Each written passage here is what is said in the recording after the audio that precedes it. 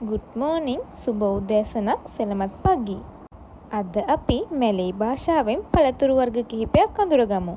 මේ අපේ 8 වෙනි පාඩම පළවෙනි පාඩම් 7 මගහැරුණු කෙනෙක් ඉන්නව නම් උඩ තියෙන බයෝ එකෙන් YouTube එකට ගිහලා ඒකෙන් හරි නැත්නම් මගේ මේ TikTok account එකෙන් හරි බලා ගන්න පුළුවන්.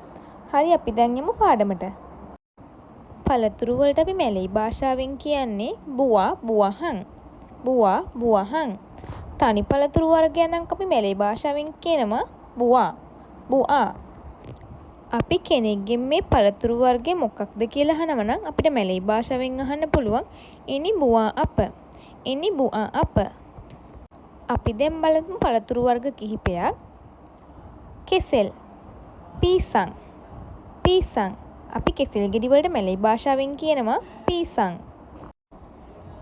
කොමඩු වලට අපි මැලේ භාෂාවෙන් කියනවා තම්බීකයි, තම්බීකයි.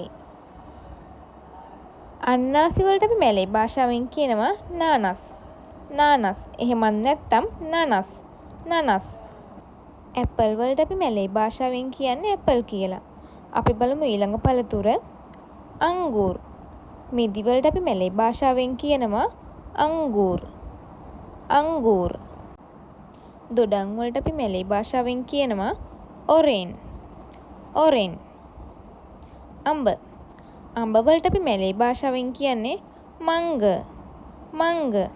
මේක සමහරු මාංග කියලාත් කියනවා. ඒක වැරදි. මේකේ හරි වචනය මංග, මංග. දෙළුම් වලට අපි මැලේ භාෂාවෙන් කියනවා ඩලිම, ඩලිම. ඊළඟ එක පේර. පේර වලට අපි මැලේ භාෂාවෙන් කියන්නේ ජම්බු කියලා. පේර වලට මැලේ භාෂාවෙන් කියන්නේ ජම්බු කියලා.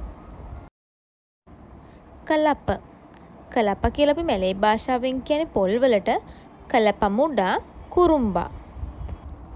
බඩ ඉරුඟු වලට අපි මැලේ භාෂාවෙන් කියනවා ජගුන්, ජගුන්. බඩ ඉරුඟු වලට අපි මැලේ භාෂාවෙන් කියන්නේ ජගුන්. අපි අද ඉගෙන ගන්න අන්තිම පළතුර වරකා. වරකා වලට අපි මැලේ භාෂාවෙන් කියනවා නංකා, නංකා. ආයෙත් අලුත් පාඩමක් කරගෙන ඉක්මනට එන්නම්. බයි.